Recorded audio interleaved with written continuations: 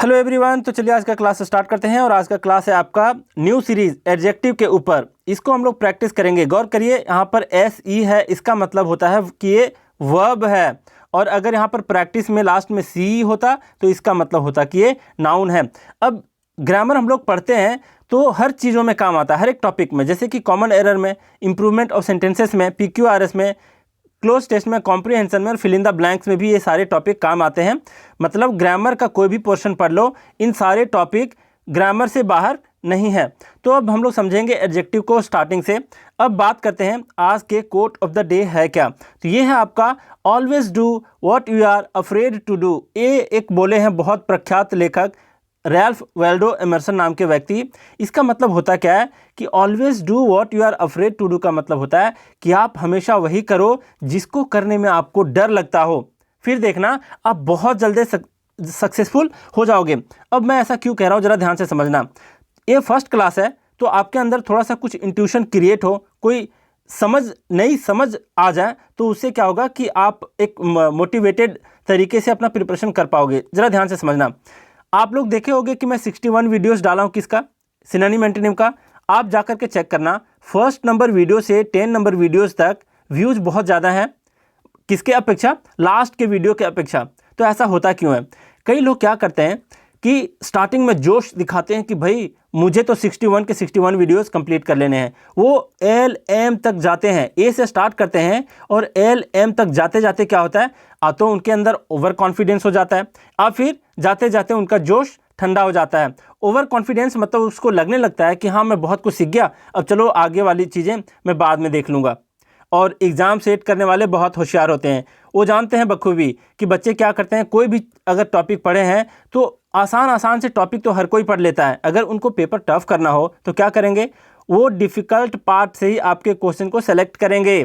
ध्यान से समझना है इस बात को, इसके पीछे लॉजिक है। होता क्या है कि प्री का एग्ज़ाम अगर SSC CGL का होता है तो उसमें ग्रामर के पोर्शन से बहुत आसान चीज़ दिए जाते हैं जो हर एक बंदे को लगभग आता है। और आप लोग जानते भी होंगे प्री के एग्ज़ाम का जो रिजल्ट होता है वो बहुत ज़्यादा होता है, मतलब लाखों में रिजल्ट दे देते हैं, 1 लाख से ऊपर ही दे देते हैं रिजल्ट। और मेंस में कितना है, जितना सीट होता है उतना ही लोग निकालते हैं।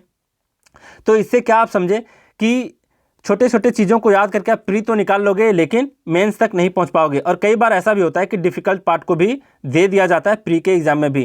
तो इस चीज़ को ध्यान से समझना। और इसी चीज़ को मैं देखते हुए क्या किया था, मुझे पता था कि A से लेकर के LM तक जाते जाते लोगों का जोश ठंडा हो जाता है, बहुत कुछ सीख जाते हैं, तो थोड़ा सा अंदर से एक ईगो आ जाता है कि हाँ मैं बहुत कुछ सीख लिया, तो लास्ट के पोर्शन को छोड़ देते हैं। तो टास्क और टेस्ट को जो मैं शुरू किया था उसको क्या किया, आप गौर किए होंगे, मैंने 61 वीडियो से ही स्टार्ट कर दिया टास्क देना और टेस्ट लेना। तो इससे क्या हुआ, दोनों तरफ से आप स्ट्रॉन्ग हो जाते हो और एक बहुत डिफ़िकल्ट चीज़ भी याद कर पाते हो। तो उसी तरीके को फॉलो करते हुए हम लोग क्या करेंगे कि जिस चीज़ से आप हमेशा डरते हो उसी चीज़ से हम क्या करने वाले हैं, आप लोगों का स्टार्ट कराने वाले हैं। तो चलिए देखते हैं एडजेक्टिव का फर्स्ट का क्लास में हम लोग क्या क्या सीखते हैं। अब है यहाँ पर पर्सनल गाइडेंस के बारे में, आप लोग इसके डिस्क्रिप्शन बॉक्स में जाकर के चेक कर लेना। अब दूसरी बात है कि ये न्यू शेड्यूल है आपका, 9 बजे रात मैं लाइव आया करूँगा। कब ये चारों दिनों में ये वोकैबुलरी और ग्रामर और ये स्टैटिक जीके है, इन चीज़ों को आप पढ़ लेना।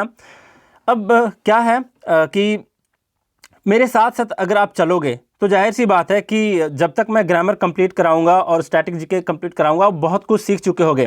तो चलिए देखिए, फर्स्ट क्लास है इसलिए थोड़ा टाइम लिया और मैं प्रैक्टिस करवाने वाला हूँ बेहद अच्छे तरीके से, और तरीके भी बताऊंगा कि उस रूल को कैसे याद करने हैं। बात समझ रहे हो?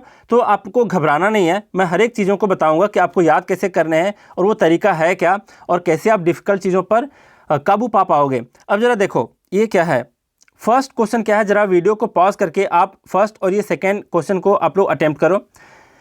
अब ज़रा देखो यहाँ पर क्या है, मेनी सिंगल फर्स्ट बॉयज़।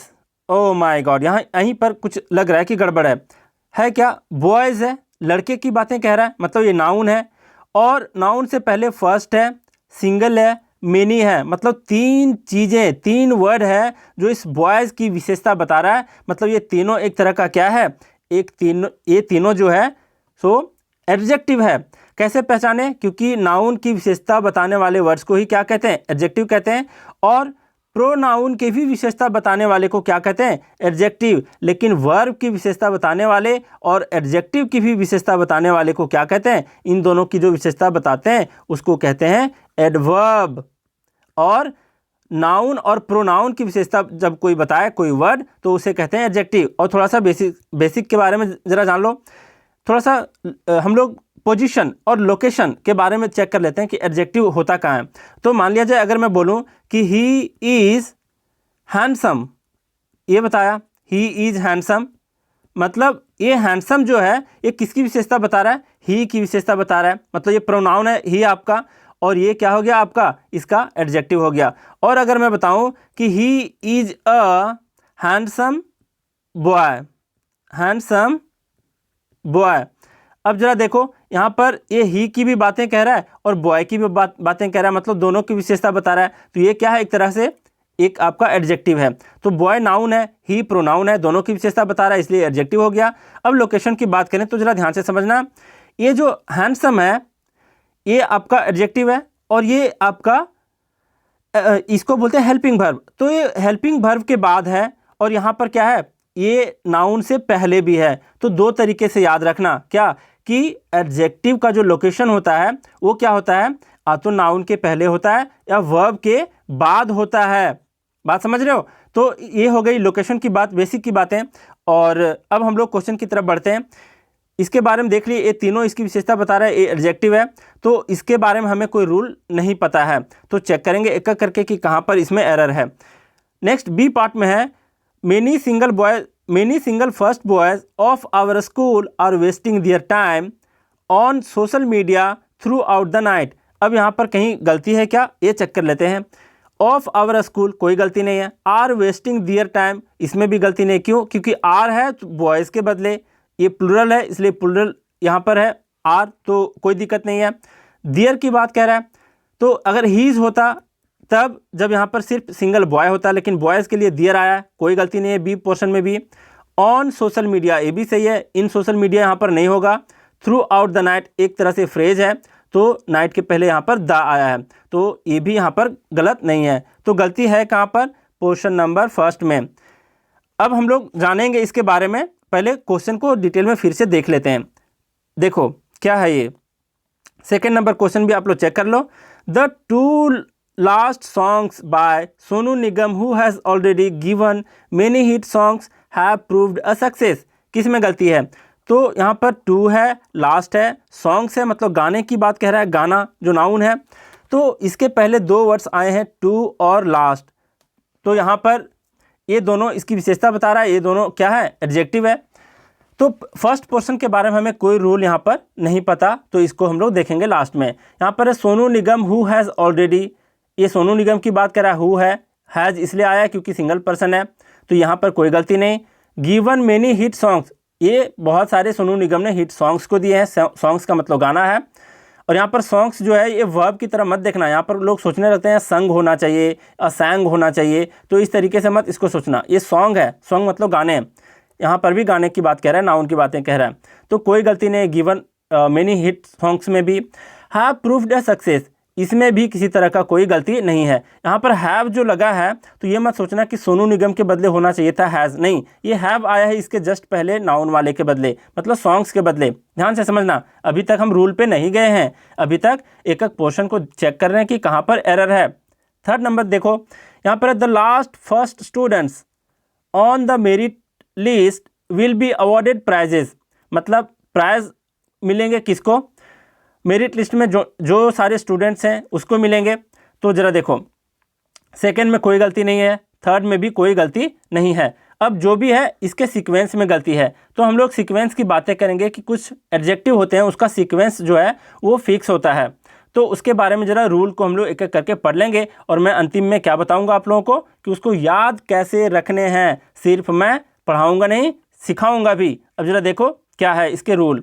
तो सबसे पहली बात, हम लोग एडजेक्टिव के टाइप्स के ऊपर डिस्कस नहीं कर रहे हैं। क्यों नहीं कर रहे हैं? क्योंकि इतने सारे टाइप्स होते हैं, उसको याद करोगे तो एक्स्ट्रा बर्डन पड़ेगा, किसको क्या बोलते हैं, ये सब फालतू की दिमाग नहीं लगाना है हम लोगों को। डायरेक्ट हम लोग को एग्जाम ओरिएंटेड तैयारी करने हैं। देखो, एक होता है इंडिपेंडेंट नहीं, इनडेफिनिट न्यूमरल्स और डेफिनिट न्यूमरल्स है, मतलब ऐसे एडजेक्टिव हैं, ये दोनों की बातें कह रहा है, जो न्यूमेरल्स को शो करता है, नंबर को शो करता है, या फिर संख्या को शो करता है, या फिर बहुत ज़्यादा होने की सेंस को शो कर रहा है। तो जब भी ये दोनों रहें तो सबसे पहला किसका सीक्वेंस में कौन आता है? इंडेफिनिट न्यूमेरल्स आता है, फिर होता है डेफिनिट न्यूमेरल्स। ध्यान देना।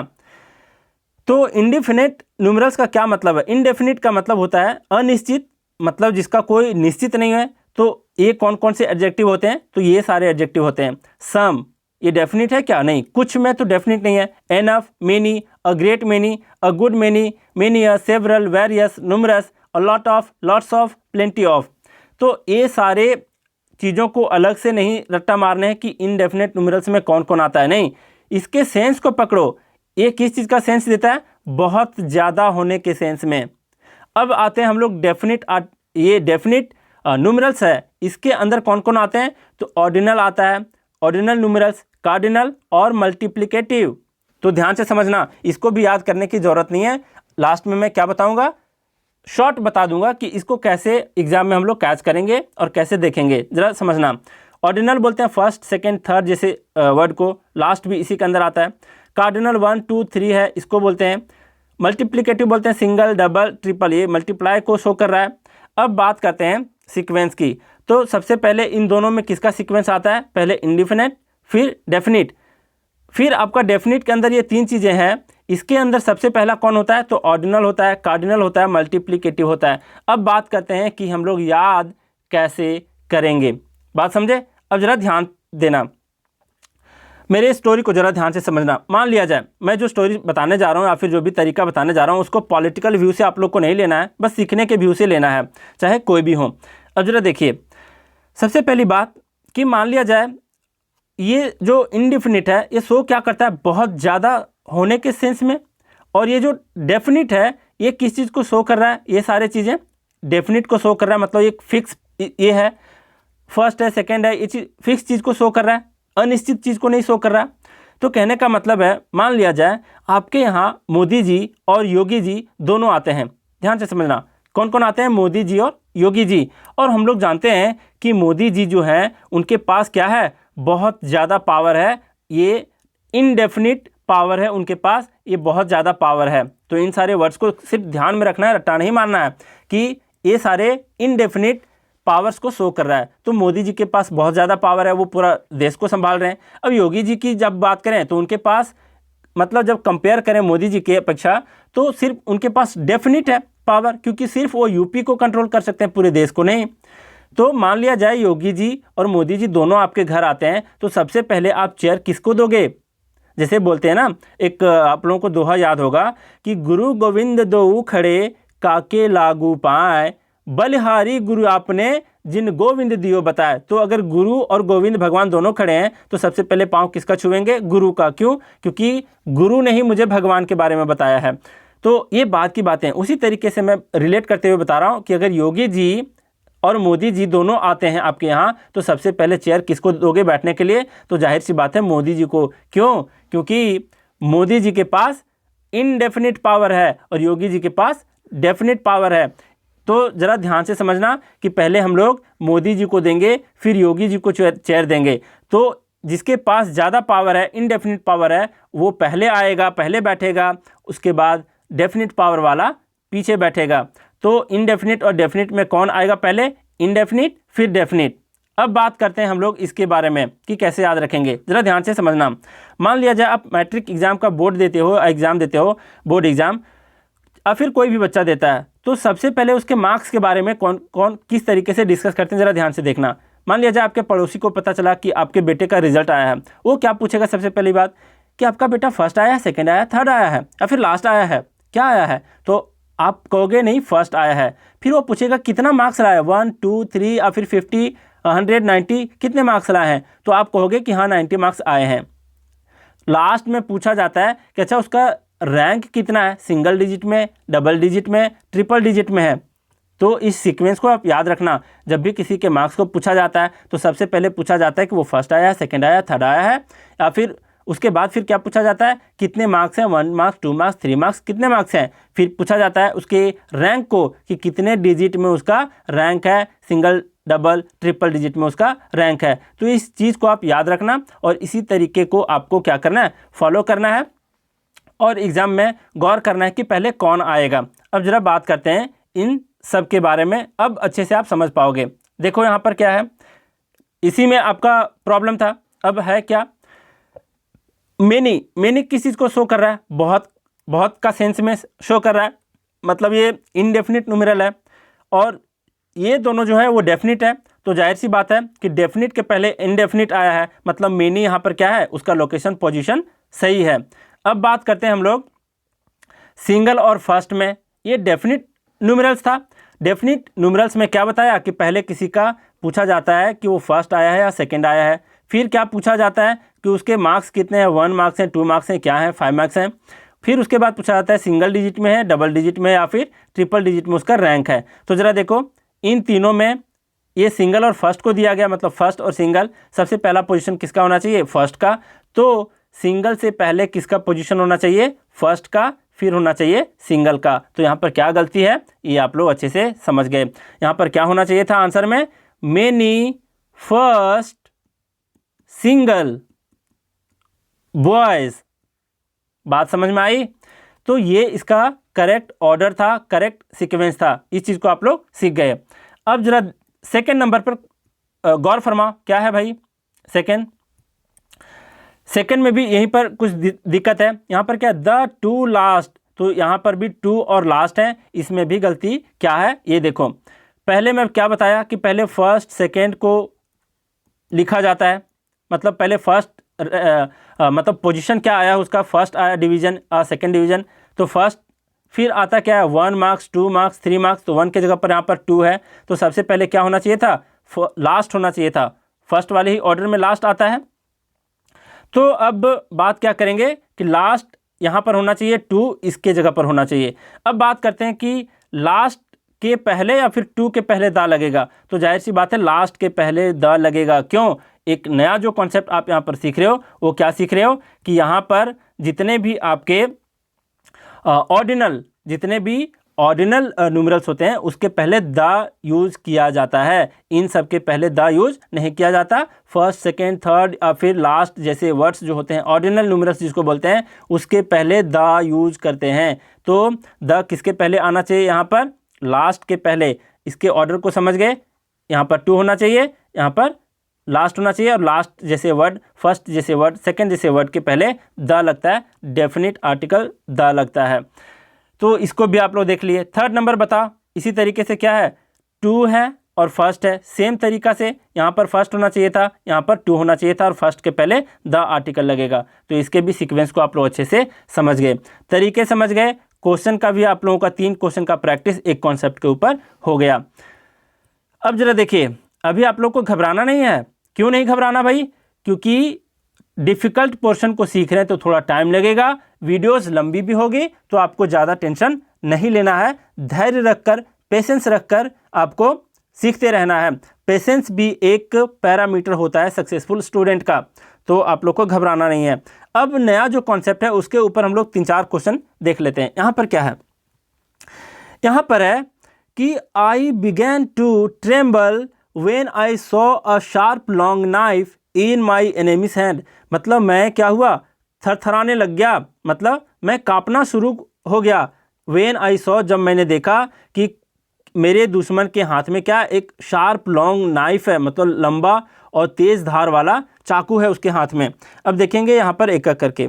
फर्स्ट है I began to, past tense है, ध्यान रखना, मतलब आगे की भी चीज़ें क्या होनी चाहिए, पास्ट में होनी चाहिए। तो यहाँ पर टेंस को भी साथ साथ में चेक करते जाएंगे।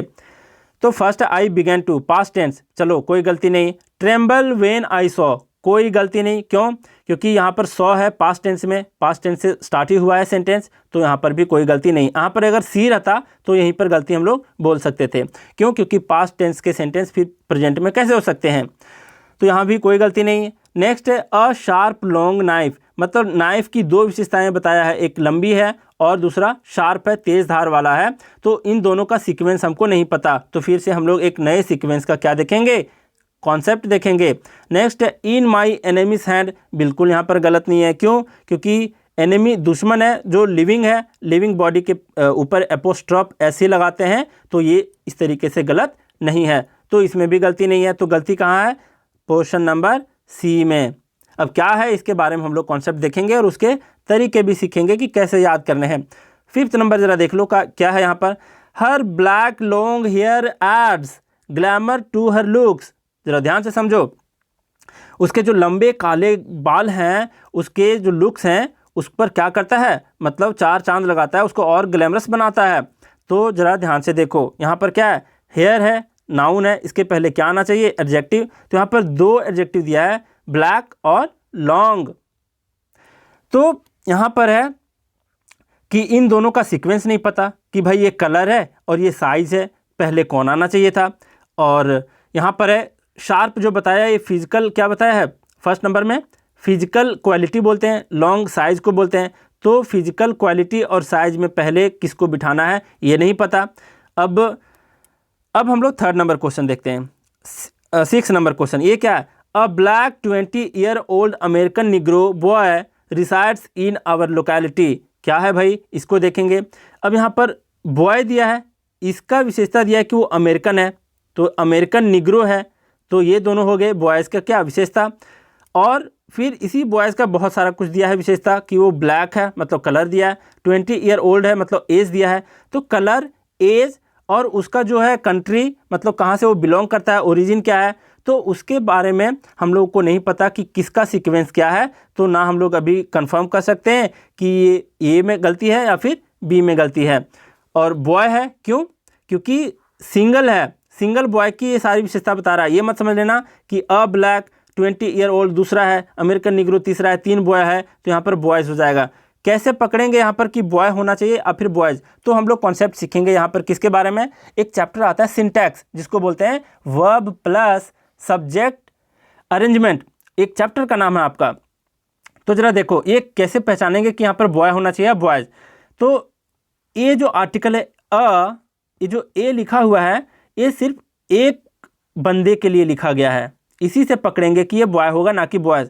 अगर यहाँ पर अ 20 ईयर ओल्ड एंड यहाँ पर रहता एंड एन अमेरिकन निग्रो, तो यहाँ पर 2 बॉयज़ की बातें हो जाती और यहाँ पर बॉयज़ हो जाता। मतलब 2 आर्टिकल, मतलब एक ही आर्टिकल या फिर कोई भी आर्टिकल हो, दोनों हो सकता है, फिर सिंगल आर्टिकल। अगर 2 अलग अलग एडजेक्टिव के पहले लग जाता तो हम लोग बोल देते क्या कि वो 2 अलग अलग व्यक्ति हैं, ना कि एक व्यक्ति। और सारे विशेषताओं के पहले अगर एक सिंगल आर्टिकल लगा है, मतलब ए लगा है, ये शो कर रहा है क्या कि सिंगल बॉय है, इसलिए यहाँ पर बॉय करेक्ट है, गलत नहीं है। अब है यहाँ पर रिसाइड्स इन आवर लोकेलिटी, मतलब मेरे लोकेलिटी में वो रहता है। तो यहाँ पर क्या गलती है, चाहे ए में चाहे बी में, क्योंकि इसके सीक्वेंस हमको नहीं पता। अब 7 नंबर क्वेश्चन जरा देखो ध्यान से, ये क्या कह रहा है? अ बिग राउंड, बिग किस चीज़ को शो कर रहा है? तो बिग, शॉर्ट, स्मॉल, ये सभी चीज़ें साइज़ को बता रहा है। राउंड जो है साइज़ नहीं है, इसको शेप बोलते हैं, मतलब गोल जिसको बोलते हैं, राउंड, गोल मटोल जिसको बोलते हैं। फिर है इंडियन, कंट्री की बात कर रहा है। ब्लैक है मतलब कलर की बात कर रहा है। प्लास्टिक है मतलब मटेरियल, नाउन की बात कर रहा है। तो हम लोग चेक करेंगे कि किसका सीक्वेंस पहले होना चाहिए, ए में गलती है, बी में है या सी में, कोई पता अभी तक नहीं है, क्योंकि हम लोग रूल नहीं सीखे हैं इसके बारे में, उसके सीक्वेंस को सीखेंगे। अब यहाँ पर can be seen in the corner of room, इसमें कोई गलती तो नहीं। अब चेक कर लेते हैं, कैन बी सीन, बिल्कुल गलती नहीं है, पैसिव वॉइस में है। In the corner of room, तो आप कहोगे सर कॉर्नर के पहले द कैसे लगा दिया, अभी तक तो ऐसा कभी पढ़ा नहीं है। तो नहीं पढ़ा है तो आपको आएंगे भी नहीं, तो मैं बता देता हूँ क्यों लगता है ऐसा। तो इसलिए द लगता है, और कब लगता है ये मैं बता रहा हूँ। नाउन बोलते किसको है? प्लेस, नेम के, किसी नेम या प्लेस के नाम को क्या बोलते हैं हम लोग? नाउन बोलते हैं। तो कॉर्नर क्या है? एक रूम में प्लेस है आपका, तो ये नाउन को शो करेगा। रूम भी आपका क्या है? प्लेस है, मतलब ये भी किसी को शो करेगा, नाउन। मतलब ये दोनों क्या है? नाउन। और गौर करना यहाँ पर द क्यों लगा है, ये मैं कॉन्सेप्ट बता रहा हूँ। जब भी 2 नाउन ऑफ से जुड़े हों, ध्यान देना, noun plus noun, 2 noun of से जुड़े हों, तो पहले नाउन के पहले हम लोग हमेशा हमेशा द लगाएंगे। तो यहाँ पर नया कॉन्सेप्ट आपके लिए क्या है कि नाउन प्लस नाउन रहे, noun plus of plus noun रहे, तो पहले नाउन के पहले द लगाएंगे। जैसे मैं और एग्जांपल लेकर समझा देता हूँ। जैसे मैं बोलूँ कि students students of this class this class are very sincere, are very sincere. Sincere. अब यहाँ पर मैं बोलूँ कि यहाँ पर स्टूडेंट्स है नाउन, यहाँ पर ऑफ है, फिर यहाँ पर दिस क्लास है, मतलब ये भी नाउन है, प्लेस का नाम है इसलिए नाउन है। तो दो नाउन यहाँ पर क्या है, ऑफ से जुड़े हुए हैं, तो द यहाँ पर स्टूडेंट्स के पहले लगेगा कि नहीं लगेगा, डेफिनेटली लगेगा, तो यहाँ पर द लगाना जरूरी था। तो इस द के कॉन्सेप्ट को समझ गए कि जब भी नाउन और दो नाउन जब भी ऑफ से जुड़े हों तो पहले नाउन के पहले द लगाया जाता है। इसलिए आप लोग यहाँ पर देखें कि पोर्शन नंबर डी में किसी तरह का एरर नहीं है। अब हम लोग बात करेंगे कि इन सारे एडजेक्टिव्स का ऑर्डर क्या होता है, पहले किसको रखा जाता है सीक्वेंस में। जैसे हम लोग पहले फर्स्ट नंबर में देखे हैं उसी तरीके का ये भी एक सीक्वेंस का क्वेश्चन है। मैं इसलिए टफ क्वेश्चन पहले करा रहा हूँ ताकि आप इस वीडियो को हमेशा खोल करके देखोगे तो डिफ़िकल्ट पोर्शन आपको याद रहेंगे। लास्ट में हम लोग क्या करेंगे, छोटे छोटे पोर्शन को ऐसे निकाल देंगे जो मत पूछो। 1 घंटे की अगर मैं वीडियो बनाता हूँ लास्ट में तो बहुत सारे कॉन्सेप्ट को लेकर के आएंगे, छोटे छोटे कॉन्सेप्ट को, और बहुत सारे प्रैक्टिस भी करेंगे, तो आपको टेंशन नहीं लेना है। फर्स्ट वीडियो लंबी होगी होगी। अब आपसे रिक्वेस्ट है कि थोड़ा सा भाई इस वीडियो को लाइक कर दो, ज़रूर लाइक कर दो, क्योंकि आपको लाइक करने में 1 सेकेंड भी नहीं लगते और मुझे वीडियोज़ बनाने में घंटों लगते हैं। काफ़ी मतलब जो बोलते हैं ना पेन, वो पेन सच में होता है, इतने तेज़ी बोलना पड़ता है कि गले में भी दर्द होना स्टार्ट हो जाता है। तो थोड़ा सा अब आप लोग भी कष्ट करिए, 1 सेकेंड टाइम निकाल करके इस वीडियो को ज़रूर लाइक करिए। कॉन्सेप्ट इसका है क्या, देखो यहाँ पर सीक्वेंस है, इन सारे एडजेक्टिव्स के सीक्वेंस हैं, तो इसी सीक्वेंस में आपके ये सारी चीज़ होना चाहिए। क्या होना चाहिए, साइज होना चाहिए, फिजिकल क्वालिटी उसके बाद होना चाहिए, शेप उसके बाद आता है, एज उसके बाद आता है, कलर उसके बाद आता है, फिर नेशनैलिटी आता है, जैसे Indian, American, African, material noun है उसके बाद आता है, फिर पर्पस आता है। मैं इसका पहले कॉन्सेप्ट बता देता हूँ, फिर याद कैसे करने हैं वो भी मैं बता दूंगा, ज़रा ध्यान से समझना। ये जो शॉर्ट फॉर्म है इसको याद रखोगे एग्जाम में, ऐसे क्वेश्चन को सॉल्व करने के लिए इस शॉर्ट फॉर्म को याद रखोगे और फिर इसका फुल फॉर्म याद रखोगे। ये आपको बिल्कुल नहीं करना है, ना ही इसको पूरा याद रखना है। क्या याद रखना है ये मैं बताऊंगा। अब जरा ध्यान से देखो, सबसे पहली बात साइज की बातें कर लेते हैं। तो साइज में कौन कौन सा आता है ये देख लो, सीक्वेंस अभी आप देख पा रहे हो ना स्क्रीन पर। साइज में आता है long, short, big, small, large. ये सारी चीज़ें किस चीज़ को बता रहा है, साइज को बता रहा है। सबसे पहले साइज आता है, फिर फिजिकल क्वालिटी। मान लीजिए जब कोई चाकू है तो वो शार्प है कि नहीं, या फिर ब्लंट है, तो ये शार्प क्या बता रहा है, नाइफ की विशेषता बता रहा है, और ये उसकी फिजिकल क्वालिटी, फिजिकल मतलब उसके बॉडी की क्वालिटी बता रहा है। जैसे एक बॉय है वो हेल्दी शो कर रहा है, उसका फिजिकल क्वालिटी क्या है, हेल्दी है। एक गर्ल है जो गुड लुकिंग है, तो गुड लुकिंग क्या बता रहा है, उसके फिजिकल क्वालिटी बता रहा है। जैसे कोई आर्ट है वो फाइन है, मतलब काफ़ी बारीकी से किसी कला को दिखाया गया है। मान लीजिए किसी पत्थर पर कोई मूर्ति उकारा गया है, तो उसके बहुत बारीकी को फाइन आर्ट बोलते हैं, जो बारीक आर्ट किया जाता है उसको। तो इस तरीके से हम लोग देखें फिजिकल क्वालिटी है क्या। फिर शेप का क्या मतलब है कि गोल है, और फिर स्फेरिकल है, रेक्टेंगुलर है, क्या है। फिर है एज के बारे में, 20 years old boy. Modern technology, technology age को बता रहा है मॉडर्न। फिर आर्किटेक्चर एंशिएंट बता रहा है, मतलब पुराने ज़माने के आर्किटेक्चर के बारे में बता रहा है। तो ये सारे एंशिएंट, मॉडर्न और 20 ईयर्स ओल्ड किस चीज़ को बताया, एज को बताया। कलर में जानते हो आप लोग, ब्लैक, रेड, ब्लू, पिंक, सबको जानते हो। नेशनैलिटी की बातें करें तो इंडियन है, अमेरिकन है, अफ्रीकन है, ये सब पकड़ लोगे। मटेरियल नाउन का मतलब टेबल जो है वो वुडन मटेरियल का बना है, मतलब लकड़ी का। बॉल है वो प्लास्टिक का बना है, मतलब मटेरियल नाउन शो कर रहा है। चेन है आपका तो सिल्वर का बना है, ये मटेरियल नाउन शो कर रहा है। पर्पस में क्या आता है, जो ये आखिरी में पर्पस था, ये किस चीज़ को शो कर रहा है, इस चीज़ को हम लोग देखेंगे। तो यहाँ जरा देखो, पर्पस का मतलब होता है कि एक स्टिक है जिसको पकड़ के कोई बुढ़ा वॉक कर रहा है, तो वो क्या है, वॉकिंग स्टिक, मतलब वो स्टिक का पर्पस क्या है, वॉक करना। ड्रिंकिंग बॉटल, बॉटल का पर्पस क्या है, ड्रिंकिंग। कुकिंग वेसल, इस जो बर्तन के बारे में बता रहा है वो है कुकिंग वेसल, मतलब खाना पकाने के पर्पस में काम आ रहा है। तो आप लोग समझ गए कि कुकिंग वेसल ये सब क्या है। अब जरा देखो, अब हम सीक्वेंस बता दिए आप लोगों को कि इस तरीके का सीक्वेंस होता है, कैसे याद रखना है। तो इन 2 चीज़ों को याद रखोगे, फिर इसके अंदर क्या क्या आता है इस चीज़ को याद रखोगे, तो 3-3 लोड आपके ऊपर एक साथ पड़ेंगे जो आप एग्ज़ाम में कंफ्यूज कर जाओगे। तो उसको याद नहीं करना, बस एक एग्जाम्पल को याद कर लो। और आपको याद करने ही होंगे। अगर नहीं करोगे ना तो मैं गारंटी बोल सकता हूँ प्री तो निकल जाएगा आप लोगों से, लेकिन मेंस उसी का निकलेगा जो थोड़े से हार्ड वर्क करेंगे और अच्छे से इन चीज़ों को याद कर पाएंगे। आप लोग बहुत सारे ट्रिक को याद करते हो, बस आप लोग एक सेंटेंस को याद कर लो। क्या है ये सेंटेंस? ये है आपके सामने एक सेंटेंस, इसको याद कर लो। आज के बाद तो आपके टेबल पे ये लिखा हुआ होना चाहिए, स्टिक होना चाहिए पेपर में, और फिर दीवार में जहाँ पर आप पढ़ते हो वहाँ पर भी क्या होना चाहिए, ये लिखा हुआ होना चाहिए। 1-2-4 दिन आप इसको क्या करोगे, नोटिस करोगे, याद हो जाएंगे। और इस वीडियो को जितनी बार भी आप देखो, रिवाइज करो, उतनी बार कमेंट में आकर के इस सेंटेंस को लिख करके चले जाना। उसके बाद देखना आप एक दिन मतलब दिमाग में बैठ सा जाएगा। ये क्या याद रखना है ज़रा देखो, एक लंबा हेल्दी गोल मटोल 20 साल का काला अफ्रीकन लड़का लोहे की बनी वॉकिंग स्टिक के सहारे मेरी ओर आ रहा है। तो यहाँ पर क्या क्या है समझना। सबसे पहले एक लंबा मतलब सबसे पहले साइज को रखेंगे, फिर है हेल्दी, उसके फिजिकल क्वालिटी है, फिर है गोल मटोल लड़का मतलब शेप को बता रहा है, 20 साल का है मतलब एज को बता रहा है, और फिर काला लड़का है तो कलर को बता रहा है, अफ्रीका का है तो नेशनैलिटी बता रहा है। मटेरियल नाउन मतलब ये जो स्टिक है इसका 2 यहाँ पर विशेषता दिया है, एक वॉकिंग है मतलब उसका पर्पस बता रहा है, दूसरा वो लोहे का बना है तो मटेरियल नाउन है, उसके बाद फिर है वॉकिंग स्टिक, पर्पस है। तो कहने का क्या अर्थ है यहाँ पर, ज़रा ध्यान दो। आप एग्ज़ाम में कैसे करोगे, अगर इन सारे क्वेश्चन मिल जाएं तो क्या करोगे, अगर आपका दिमाग में है तो आपको लिखना नहीं पड़ेगा पेपर में, लेकिन वैसा क्वेश्चन जैसे आ जाए, इन सारे चीज़ों का मेंशन हो क्वेश्चन में, क्या करोगे, सीधा जाओगे और आप क्या करोगे एग्ज़ाम में, सीधा बीच में कहीं भी ऐसे लिख दोगे, एक लंबा, ज़रा ध्यान से समझना, एक लंबा, तुरंत लिख दोगे वहाँ पर एक लंबा हेल्दी। चलो मुझे याद है तो मैं क्या टाइम लूँ, तो मैं बता दूंगा आप लोगों को कैसे करने हैं। यहाँ पर क्या था, यहाँ पर कन्फ्यूज़न कहाँ था, पोर्शन नंबर सी में, इन सारे में तो नहीं था, क्यों नहीं था बता दिया था।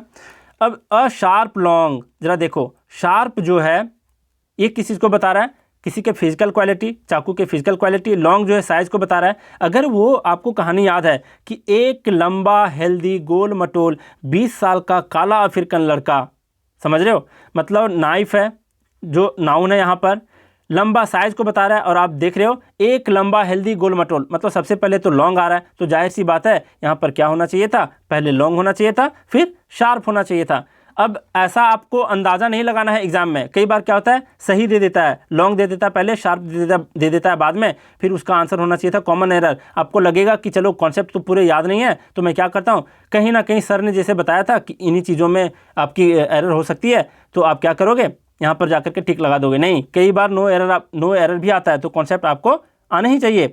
तो आप लोग समझ गए कि आपके दिमाग में वो स्टोरी अगर याद है कि एक लंबा हेल्दी गोल मटोल 20 साल का काला लड़का, तो इस तरीके से हेल्दी आता है किसके बाद, लंबा के बाद, मतलब हेल्दी जो कहानी में मैं बताया हूँ वो आता है साइज़ के बाद, तो पहले साइज़ होगा बाद में इसका फिजिकल क्वालिटी होगा। फिर देख लो सेकंड नंबर, इसके बाद जो क्वेश्चन है, हर लॉन्ग ब्लैक हेयर, हेयर का क्वालिटी है, इसी में मैं बताया था, तो लॉन्ग ही तो आता है सबसे पहले, मतलब साइज ही तो आता है, कलर तो बाद में आता है उस सेंटेंस में, तो यहाँ पर क्या होना चाहिए था, लॉन्ग पहले ब्लैक बाद में, ये भी आप लोग देख लिए। फिर क्या आता है छठा नंबर, अ ब्लैक 20 ईयर ओल्ड। अब जरा ध्यान से देखना, आपको क्या मैं बताया, एक लंबा हेल्दी गोल मटोल 20 साल का काला अफ्रीकन लड़का। अब जरा देखो, मान लो कि पेपर अभी आप एग्ज़ाम में दे रहे हो, तो आपको क्या करना है, अगर ये पूरा दिमाग में नहीं बैठा, ये जो मैं तरीका बताया उसको क्या करोगे, यहाँ पर लिख लोगे, एक लंबा हेल्दी गोल मटोल मतलब शेप को बता रहा है, 20 साल का लड़का, 20 साल का लड़का, ऐसा मैं बताया, लड़का नहीं काला अफ्रीकन लड़का, ध्यान देना, 20 साल का काला अफ्रीकन लड़का। तो क्या है यहाँ पर, 20 साल का काला अफ्रीकन लड़का। अब जरा देखो, पहले लंबा आया है तो जाहिर सी बात है यहाँ तो लंबा वाला वर्ड नहीं है, साइज वाला नहीं है इसमें से। अब यहाँ पर है हेल्दी, मतलब उसके फिजिकल क्वालिटी की बात कर रहा है, तो फिजिकल क्वालिटी उसका है नहीं। यहाँ पर गोल मटोल है, गोल मटोल भी यहाँ पर नहीं है। फिर क्या है 20 साल का, उसके बाद आता है 20 साल, मतलब ब्लैक और 20 साल में हमको सेलेक्ट करना है कि कौन सा होगा पहले। तो पहले 20 साल आता है, बाद में काला आता है, इसलिए पहले 20 ईयर ओल्ड होना चाहिए, फिर ब्लैक होना चाहिए। तो यहाँ पर आपकी गलती थी। अब देखो अमेरिकन निग्रो बता रहा है, तो अमेरिकन निग्रो 20 साल के बाद आ रहा है, काला के भी बाद आ रहा है अफ्रीकन। तो कहने का मतलब है कंट्री बाद में आ रहा है, तो ये अपना पोजीशन पर सही है। तो आप लोग को क्या करना है, इस तरीके का क्वेश्चन जैसे ही मिल गया आप तो सेंटेंस दिमाग में याद रख लो, या फिर आप क्या करो उसको लिख करके चेक करो, और फिर उससे ये जो क्वेश्चन दिया है उसको कंपेयर करो, इस चीज़ को मत भूलना। अब ज़रा देखो नेक्स्ट क्या है, अ round big Indian black plastic table. तो सबसे पहली बात आपके दिमाग में आना चाहिए कि टेबल की विशेषता बहुत सारे वर्ड बता रहे हैं, और मैं बताया था वो जो सेंटेंस बताया था, एक लंबा हेल्दी गोल मटोल 20 साल का काला अफ्रीकन लड़का लोहे की बनी वॉकिंग स्टिक के सहारे मेरी ओर आ रहा है। मतलब सबसे लास्ट में तो प्लास्टिक ही तो आता था, मतलब किस चीज़ का बना है, लोहे का बना है, मतलब वो मटेरियल नाउन बता रहा है, तो सबसे लास्ट में है, मतलब ये पोजीशन आपका सही है, सबसे लास्ट में यही आया है। अब ज़रा देखो नेक्स्ट है अ बिग राउंड। तो यहाँ पर बिग किस चीज़ को बता रहा है, ये बिग जो है वो बता रहा है कि कितना बड़ा है, कितना छोटा है, कितना लंबा है, इस चीज़ को, और ये बताता है आपके साइज़ को। और राउंड है, गोलाकार है, मतलब वो बता रहा है शेप को। तो ये तो अपने पोजीशन पर सही है, क्योंकि उस सेंटेंस में भी पहले साइज आ रहा था फिर शेप आ रहा था, तो ए में भी कोई गलती नहीं। यहाँ पर क्या है इंडियन ब्लैक, और मैं वहाँ पर क्या बताया था काला अफ्रीकन लड़का, ना कि अफ्रीकन काला लड़का।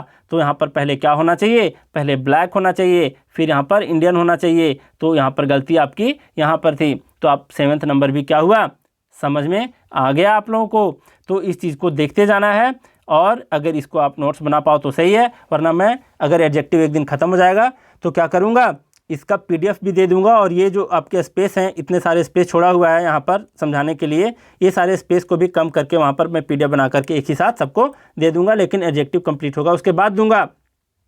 तो आप लोग समझ गए कि क्या करना है। पहला, अभी हम लोग क्या क्या सीखे ज़रा रिकैप कर लेते हैं। पहली बात जो हम लोग सीखे, पहला रूल क्या सीखें कि सबसे पहले मोदी जी को बैठाएंगे, मतलब जिसके पास इनडेफिनिट पावर है, फिर योगी जी को जिसके पास डेफिनिट पावर है। फिर डेफिनिट में भी कौन कौन आता है, पहले किसी का पूछा जाता है वो फर्स्ट किया, सेकंड किया, क्या किया, उसके बाद पूछा जाता है क्या कि उसका मार्क्स कितना आया, मतलब 1 मार्क्स आया, 2 मार्क्स आया, कितना मार्क्स आया। फिर उसके बाद पूछा जाता है कि उसका रैंक सिंगल डिजिट में आया क्या आया। तो ये पहला रूल सीखे थे। दूसरा चीज़ हम लोग यहाँ पर क्या सीखे थे, द वाली बात सीखे थे ना कहीं पर, चलो इसमें नहीं सीखे थे। सेकंड नंबर आप रूल क्या सीखे ये भी आप लोग देख लिए। और यहाँ पर नाउन के बारे में मैं बताया था कि यहाँ पर कोलन के पहले द क्यों आया, क्योंकि नाउन अगर दो नाउन अगर ऑफ से जुड़ा हुआ है तो पहले नाउन के पहले क्या लगेगा, द लगेगा। ये 2 कॉन्सेप्ट सीखे। और तीसरा कॉन्सेप्ट आपका क्या है यहाँ पर, तो यहाँ पर देख लिए कि ये जो सीक्वेंस है इसको याद रखना है, इसको नहीं याद रखना, इसको नहीं याद रखना, और इसके डिटेल को भी नहीं याद रखना। ये खुद भी पकड़ लोगे आप इस सेंटेंस के सहारे ही। तो एक ही सेंटेंस को आपको क्या करना है, बार बार कमेंट में लिखना है। जितने बार वीडियो को देखोगे एक बार आकर के इस कमेंट में ये सेंटेंस को लिख देना, आप नहीं भूलोगे। और मैं तरीका पहले भी बताया हूँ सुबोपली का, जो नहीं जानते उसके लिए मैं बता दूं कि सुबोपली फार्मूला क्या है, उसको समझाने के लिए मैं एक वीडियो बना रखा हूँ, how to learn vocabulary motivation नाम का एक आपका प्लेलिस्ट है, उसमें ये वीडियो है, उसको जा करके चेक कर लेना। ये सुबोपली क्या है, सुनना भी ज़रूरी सबसे पहला, फिर बोलना भी ज़रूरी, लिखना भी ज़रूरी। यहाँ पर पी ये छूट गया, मतलब पढ़ना, मतलब मन में ही पढ़ना। तो लिखना भी बहुत ज़रूरी है। सारा प्रैक्टिस तो आप लोग कर लेते हो लेकिन लिखते नहीं हो। कमेंट में आकर के इस चीज़ को लिख देना, इससे आपको बहुत फ़ायदा होगा, हमेशा के लिए याद रहेगा। तो हम लोग आज बहुत कुछ सीखे, आगे हम लोग कैरी करेंगे इस चैप्टर को, और क्या करेंगे, अच्छे से सीखेंगे एडजेक्टिव को। पहले 1-2 चैप्टर आपको टफ़ लगेंगे, और जो चीज़ टफ़ लगता है और स्टार्टिंग में ही आप उसको कर लेते हो तो आखिरी कदम बहुत ही आसान फील होगा। तो हम लोग क्या करेंगे, आज का क्लास हम लोग यहीं रैप अप करें। अब ज़रा देखिए थोड़ी सी और बातें, इस वीडियो को लाइक ज़रूर करना। और दूसरी बात कि जो मेहनती होंगे, जो बंदा मेहनती होगा, जो कामचोर नहीं होगा, जिसको मेहनत करने से डर नहीं लगता, वही नहीं लिखेंगे। मैं जानता हूँ इस बात को। आप तो नोट्स में भी लिखो, पहली बात नोट्स में भी लिखो अगर लिख पाते हो, नहीं लिख पाते हो तो PDF में दे दूँगा टाइम बचाने के लिए। दूसरी बात कि ये आपका जो टेबल है उसमें भी स्टिक कर दो लिख करके, या फिर वॉल पर आप चिपका दो। और दूसरी बात, कमेंट में भी लिख दो, 2-3 बार लिखोगे ये सेंटेंस याद हो जाएगा। ऐसे क्वेश्चन जब भी मिलेंगे तो आप तो एग्जाम पेपर में क्या करना है, ये सेंटेंस को तुरंत लिख लेना है और चेक करना है कि किसका पोजीशन सही है या फिर नहीं है। और अगर एग्जाम में आपको लिखने की ज़रूरत नहीं होगी, कब? जब ये सेंटेंस आपके दिमाग में खुद ब खुद हो जाएगा।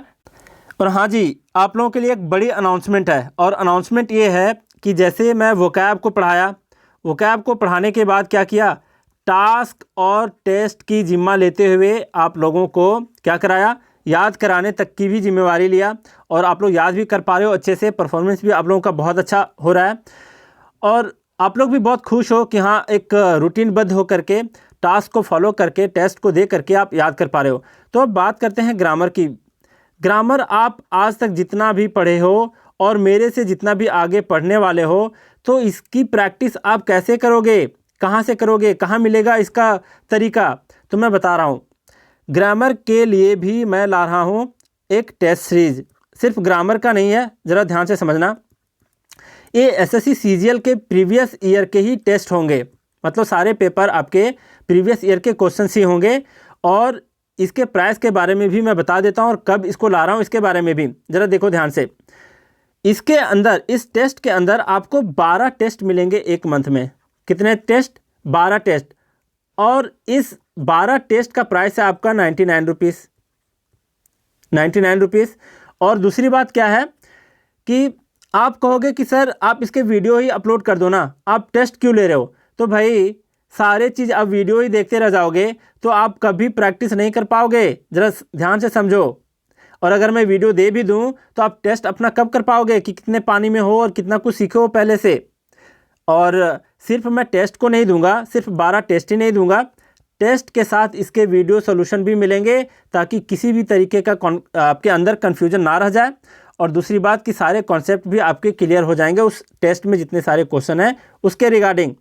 तो सीजीएल के प्रीवियस ईयर के टेस्ट अगर आपको लगाने हैं तो आपको पर मंथ 12 टेस्ट देने हैं, और मैं इसको आप लोगों को सेंड करता रहूँगा। जैसे आप टेस्ट देते हो, टेस्ट के बाद वीडियो सोल्यूशन मिलेगा, उसके बाद आप अच्छे से समझ पाओगे चीज़ों को। तो प्रैक्टिस की बात हुई यहाँ तक। अब मैं इसको ला कब रहा हूँ इसके बारे में ज़रा जान लो। Next month 5th of September, 5th of September मतलब टीचर्स डे के दिन मैं इसको ला रहा हूँ। तो आप लोग इसके लिए तैयार रहो। जिसको भी एनरोल करना हो बस आप मुझे व्हाट्सएप पर मैसेज करोगे। व्हाट्सएप का नंबर मेरा इस वीडियो में दिया हुआ है, डिस्क्रिप्शन में भी है, चेक कर लेना। और इस वीडियो पर मैसेज करोगे और वहाँ पर बस यही व्हाट्सएप का नंबर ही मेरा क्या है, जो भी पेमेंट का नंबर है, तो मैं आपको व्हाट्सएप पे बता दूंगा वैसे। तो इस पर जाकर के 99 रुपीज़ आपको सेंड करने हैं, एनरोल कर लेने हैं। 5 सितंबर से आपकी प्रैक्टिस स्टार्ट हो जानी चाहिए। और मैं टास्क तो नहीं होंगे उसमें, सिर्फ टेस्ट होंगे, और टेस्ट के वीडियो सोल्यूशन भी होंगे। तो प्रत्येक वीक मैं आपको कितना सेंड करूँगा, 3 टेस्ट सेंड करूँगा, और उसके वीडियो सोल्यूशन भी। इस तरीके आप प्रत्येक टेस्ट महीने में 12 टेस्ट दोगे। 12 टेस्ट देते देते आप 2-3 महीने इसको फॉलो करोगे तो आपका सीजीएल के प्री के ऊपर बहुत ज़्यादा कमांड हो जाना चाहिए। और मैं ग्रामर भी आप लोगों को पढ़ा ही रहा हूँ, बहुत कुछ सीखोगे इससे। तो चलिए आज का क्लास यहीं रैप अप करते हैं। Thank you very much.